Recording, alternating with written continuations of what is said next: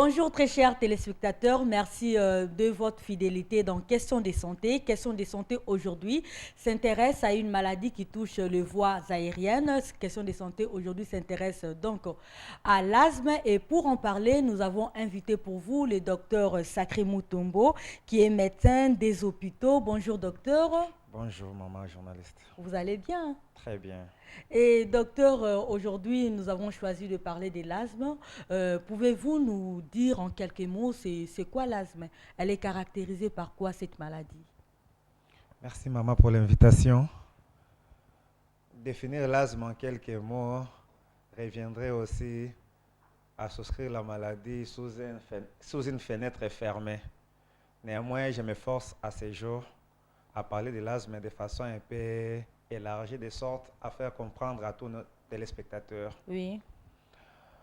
L'asthme, c'est une maladie multifactorielle Oui. qui est caractérisée par l'inflammation des voies aériennes. Mm. D'où la caractéristique ou les caractéristiques principales se résument en une triade faite de l'hypersécrétion, du spasme et de l'inflammation. Quand bien même qu'il s'agit de termes un peu savants, Mm. mais on s'efforcera d'expliquer les tout au cours de l'émission. Y a-t-il une différence entre l'asthme et la bronchite? Parce que ce sont deux maladies qui touchent les voies aériennes, je pense. C'est là bien souligné, maman. Ce sont des maladies qui touchent les voies aériennes. Oui. Mais il y a aussi une différence. Même, Laquelle? merci. L'asthme, on venait de le définir tantôt. Tandis que la bronchite, il faut distinguer des tableaux. Oui. Il peut s'agir d'une bronchite aiguë. Il peut s'agir aussi d'une bronchite chronique. Parlant de la bronchite aiguë, il faut voir plus les agents qui sont à la base, donc de l'étiologie.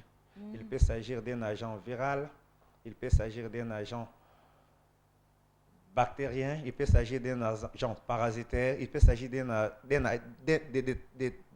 agent tumoral. Donc, par rapport au type d'agent, on peut avoir un asthme, plutôt, je parlais, on peut avoir une bronchite aiguë. Et c'est différent avec l'asthme? C'est différent. Parlant de la bronchite chronique, là, ça relève plus d'une entité nosologique que nous appelons généralement BPC, bronchopneumopathie chronique obstructive. Ça, c'est aussi une autre fenêtre ouverte que l'on aura peut-être à développer plus longuement dans nos prochaines émissions si j'aurai l'honneur d'être Bien l'invité. sûr que oui. Mais s'il faut parler de l'asthme et de la bronchite, il y a une nette différence. Ce sont des entités nosologiques différentes. Il y a vraiment une différence. Et si on parlait un peu de l'étiologie de l'asthme, elle provient d'où l'asthme? Parler de l'étiologie de l'asthme, pour moi, lorsqu'on communique devant un homme de la rue, on peut dire simplement, voici les causes de l'asthme. Oui.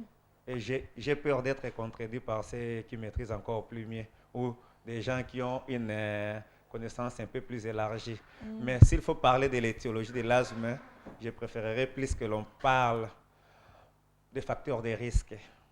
Puisqu'en parlant des facteurs de risque, on a la facilité de voir sous quel angle l'asthme peut atteindre une personne. Oui. Parlons des facteurs de risque, Oui. nous parlerons des facteurs endogènes et des facteurs exogènes. Oui. Les facteurs endogènes ou un facteur endogène, il n'y en a qu'un à ma connaissance jusqu'à ce jour, Mm. c'est l'hérédité.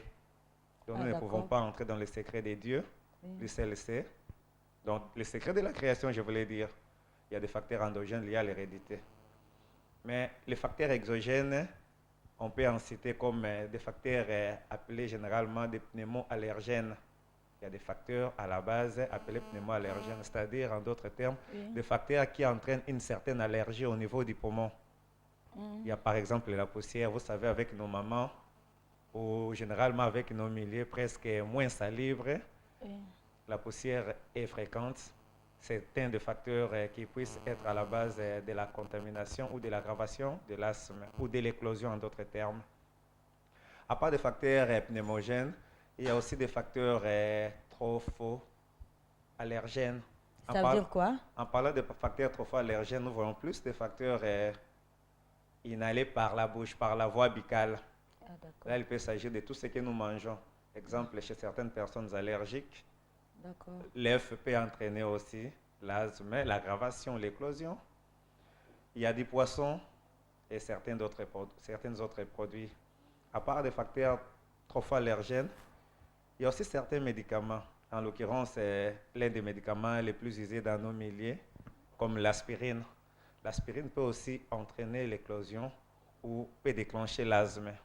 Là, c'est pour une personne qui présente déjà des facteurs héréditaires ou c'est toute personne comme ça, une personne qui n'a peut-être pas cette hérédité peut, à cause de l'aspirine, développer de l'asthme.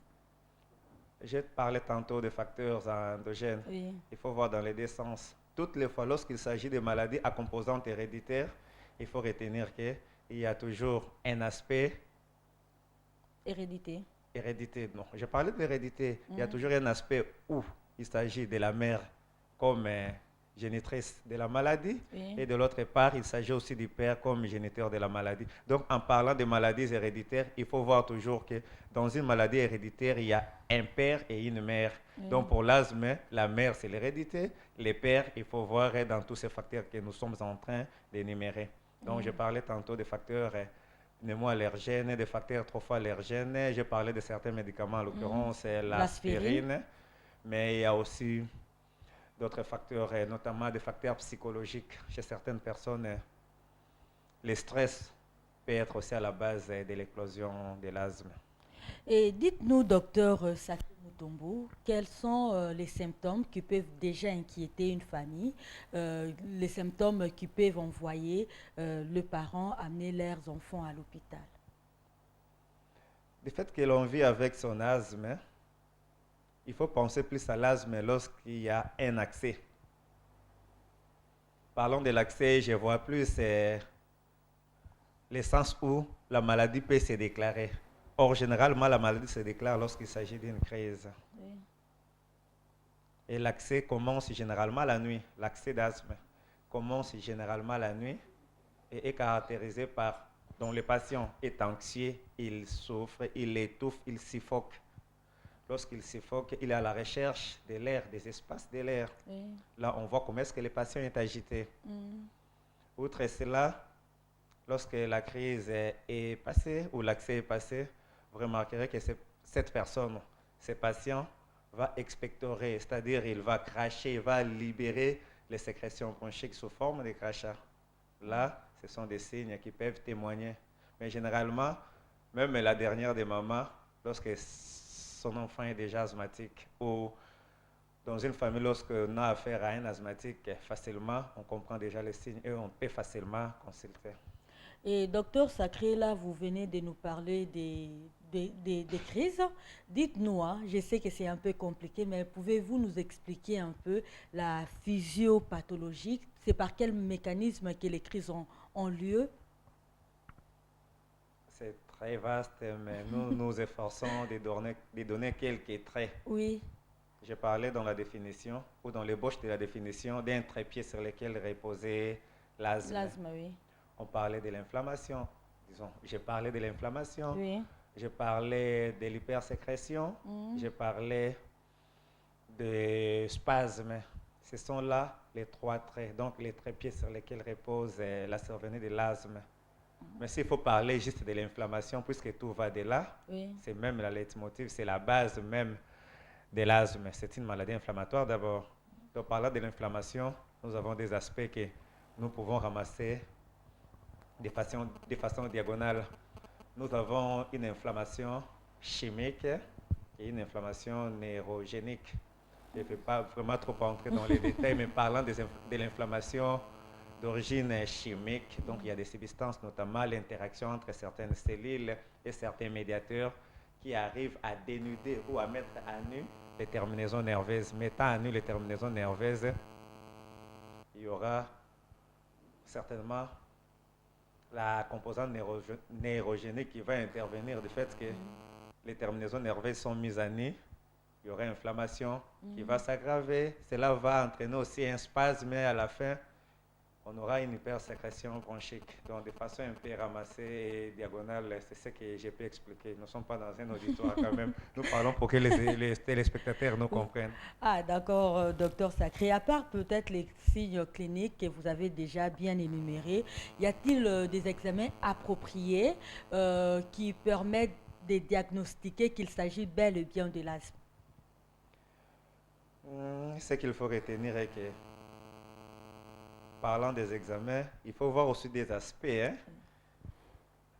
Je pense tout d'abord, c'est pas que je pense, c'est ainsi. Le diagnostic de l'asthme est toujours et avant tout clinique, d'abord clinique. Donc, parlant de la clinique, il faut voir les signes que nous avons énumérés haut. Oui. Par rapport à chaque maman, par rapport à chaque famille, par rapport à chaque contrée, nous savons néanmoins ce qui arrive lorsqu'une personne est asthmatique. C'est une maladie chronique, on vit avec et donc on sait facilement quand est-ce qu'on peut parler de l'asthme. Hormis les contextes cliniques, il y a certains examens qui doivent être pratiqués. Lequel? La radio est pratiquée, malheureusement, elle est peu contributive. Néanmoins, lorsqu'il y a une inflammation, la radio peut être pratiquée. C'est pour chercher à découvrir quoi lorsqu'on fait un examen radio?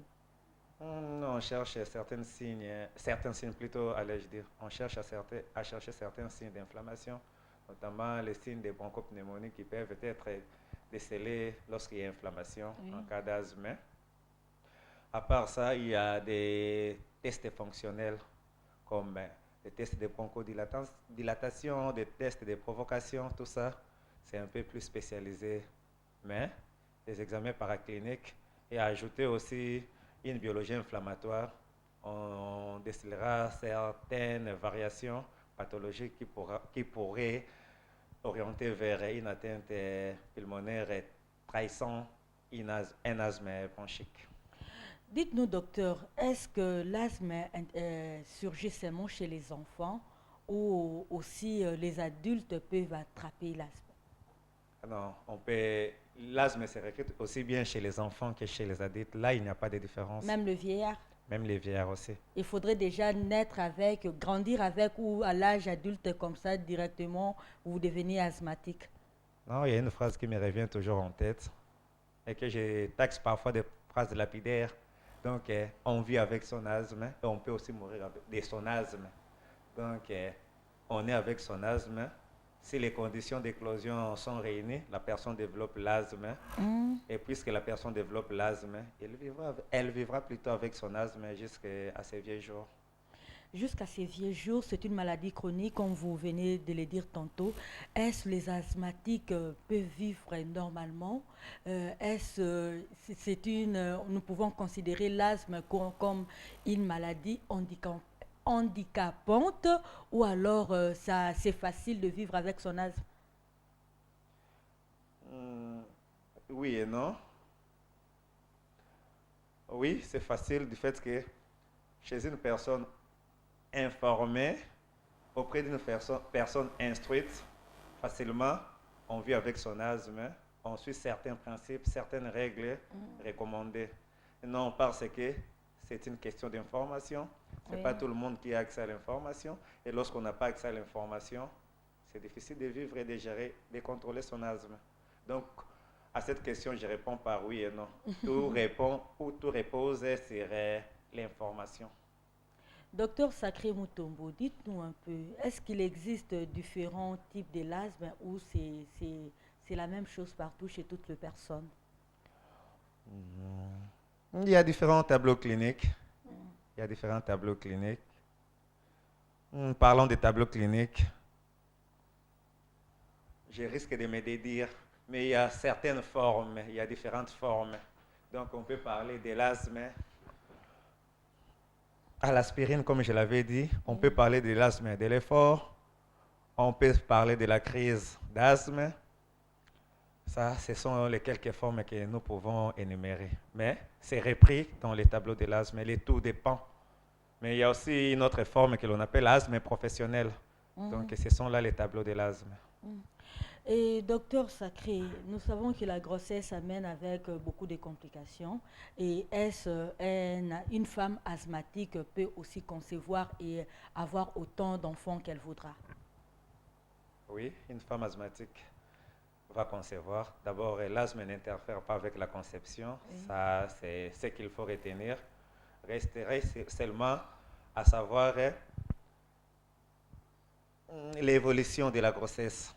Là, il faudra voir son obstétricien. Néanmoins, il n'y a pas d'handicap pour qu'une dame asthmatique connue puisse développer sa grossesse et avoir encore d'autres enfants. Elle doit être bien suivie de près. Elle doit être suivie. Ça ne nécessite pas de traitement particulier. Il y a des traitements particuliers à condition que la crise d'asthme éclate pendant sa grossesse. Au cas contraire, c'est une asthmatique comme dans tous les cas. Donc, elle sera suivie comme une patiente normale présentant que l'asthme. Et lorsque la grossesse se présente, là, c'est un autre problème qui se rajoute, qui nécessite un traitement pluridisciplinaire, voire d'un côté un interniste et de l'autre un obstétricien. Donc, simplement, c'est une question d'information. Lorsque la personne est informée, elle saura à quel sein se vouer facilement. Ça ne posera pas assez de problèmes. Avant qu'elle tombe enceinte, elle doit déjà voir son médecin pour en parler, pour en discuter. On ne parle pas de l'obstétrique avant la sainte maman. Néanmoins, si elle tombait enceinte. Et puis, on peut recommander à toutes les dames, d'ailleurs, c'est recommandé aussi, même pas aux dames, aux hommes aussi, de consulter fréquemment. Quand bien même que les moyens font défaut dans notre contrée, il faut toutefois faire de sorte que chaque mois ou chaque trimestre, consulter son médecin et comme ça, on serait à l'abri de toutes les situations moins bonnes. Docteur Sacré Mutombo, dites-nous un peu, quelles sont les complications liées à l'asthme? Y en a-t-il? Les complications de manière ramassée. Oui, de manière un peu ramassée, oui. Il faut savoir simplement que l'asthme étant une entité qui interfère sur le fonctionnement normal de l'appareil respiratoire, oui. Il faut y déduire aussi tout ce qui peut y avoir comme conséquence. C'est-à-dire, lorsque l'appareil respiratoire n'est pas fonctionnel à 100%, vous savez la fonction première de l'appareil respiratoire, si vous ne le savez pas, je ne m'adresse pas à vous, néanmoins à toutes les personnes qui nous suivent. C'est un appareil qui a pour vocation de nous assurer l'oxygénation et l'élimination des déchets par voie aérienne. Donc, lorsque l'appareil devient défectueux, tous les systèmes en pâtissent et tous les systèmes qui dépendent de cette fonction respiratoire vont en pâtir, notamment les systèmes cardiovasculaires, je ne vais pas trop développer, les systèmes rénal, les systèmes neurologiques. Donc, il faudra voir maintenant les lésions à chaque étage au niveau cardiovasculaire. Il y aura des répercussions. Au niveau neurologique, il y aura des répercussions. Au niveau rénal, il y aura des répercussions. Donc, dans tout l'organisme, il y aura des répercussions qui ne seront pas des répercussions satisfaisantes. Ça sera des répercussions néfastes. Et à la longue, ça ne serait qu'écourter la durée de vie, ce qui aura pour finalité la mort. Donc, c'est facile de voir un asthmatique souffrant d'une insuffisance rénale ou d'une autre pathologie liée à l'appareil respiratoire, c'est ça? De façon directe, non. Mais de façon prolongée, oui. Puisque parlant de l'insuffisance rénale, ça c'est encore une autre fenêtre ouverte. S'il faut affirmer par oui directement, on risquerait d'être contredit. Mais de façon prolongée, puisqu'à la longue, les reins moins oxygénés connaîtra des lésions. Et ces lésions, étalées sur plusieurs mois, étalées sur plusieurs années, étalées sur des décennies, finiraient par entraver le fonctionnement normal du rein. Et cela aura pour corollaire une altération de la fonction rénale. Et ce qui aura pour aussi conséquence la survenue. Mais je ne dis pas directement, mais à la longue. Après une longue exposition. N'existe-t-il pas de moyens pour essayer un peu d'éviter cela? Un traitement un peu préventif pour éviter qu'on y en arrive là? Parlons du traitement préventif. Là, ça révèle l'aspect de la prise en charge de l'asthme. Il faut voir les deux mesures. Il y a des mesures non pharmacologiques, il y a aussi des mesures pharmacologiques. Là, je voulais m'en tenir plus aux mesures non pharmacologiques. C'est-à-dire les patients, la famille, tout le monde doit être informé sur ce que c'est l'asthme. tout patient doit savoir qu'on vit avec son asthme. Du moment où tout patient sait qu'on vit avec son asthme, il faut informer aussi l'entourage, informer l'environnement immédiat. Si l'environnement immédiat est informé, facilement, on va veiller à certains principes tels que éviter la poussière, Oui, allez-y. éviter la poussière, éviter l'exposition à des poils de certaines bêtes, notamment les chiens, les chats, qui sont des poils allergènes, hein, qui affectent généralement le système respiratoire. Dès que la personne est informée, facilement, on est à même d'éviter la survenue ou la crise d'asthme. Mais lorsque la personne n'est pas informée, là, les problèmes se posent. L'asthme va se déclarer, la crise va se déclarer. Là, il faudra aller consulter. Et quel est le premier geste à faire, le premier geste de secours à pratiquer ou à apporter à une personne en pleine crise? C'est très délicat. Les premiers gestes à apporter. Oui. Il faut retenir qu'avant tout, l'asthme est une maladie inflammatoire. Hein? C'est une maladie inflammatoire. Il y a des cas où certaines pratiques qui sont recommandées. Qu'est-ce qu'il faut faire et qu'est-ce qu'il ne faut pas faire lorsque vous êtes en face d'une personne en crise? Là, c'est très délicat. Il faut faire tout. Il faut amener la personne à l'hôpital. Les médecins, les personnels soignants sauront qu'est-ce qu'il faut faire. Puisqu'étaler comme ça ce qu'il faut faire reviendrait à étaler chaque tableau, ce qui ne sera pas de bon goût et ce qui sera difficilement compris par les téléspectateurs. Oui. Et finalement, on risque de prendre X pour Y et finalement, la personne mourrait. Ça sera le médecin X ou Y m'avait appris ceci. Donc là, il faut simplement consulter. En cas où il y a asthme, il faut se presser, c'est une urgence médicale, il faut se presser à aller à l'hôpital. Et dites-nous, docteur Sacré, en quoi consiste le traitement proprement dit de l'asthme? Le traitement de l'asthme repose sur les deux volets dont je venais d'énumérer dans la question passée. Je parlais des mesures non pharmacologiques et des mesures pharmacologiques. Les mesures non pharmacologiques, c'était l'information, l'éducation. Il faut éduquer la personne, éduquer les patients, lui informer qu'on vit avec son asthme, hein. On peut en mourir aussi. Quand bien même qu'une autre cause peut être à la base de la mort, mais on peut aussi mourir de son asthme. Retenir toutefois qu'on vit avec son asthme. À part cet aspect qui est primordial par rapport au foyer, par rapport aux maisons, la mesure pharmacologique revient à soigner de façon médicamenteuse. Là, il faut voir l'hôpital. Il faut vraiment voir son médecin. Si c'est difficile de voir son médecin, voir un personnel soignant qualifié qui puisse maîtriser la crise et puis vous orienter. Nous avons tendance à voir les asthmatiques, je ne sais pas exactement comment on appelle ça, mais lorsqu'un asthmatique est en pleine crise, il prend un petit truc là qu'il met dans la bouche pour inspirer. Vous pouvez nous en parler un peu plus? Ah oui, là, c'est un bronchodilatateur. Oui. Certainement, vous parlez des salbutamol, vendus sous différents noms. Je ne suis pas ici pour faire la pub de certains produits, du fait que je ne suis pas aussi payé pour ça. Mais je parle du salbutamol, les noms scientifiques. Non, c'est un bronchodilatateur qui agit au niveau des bronches. Oui.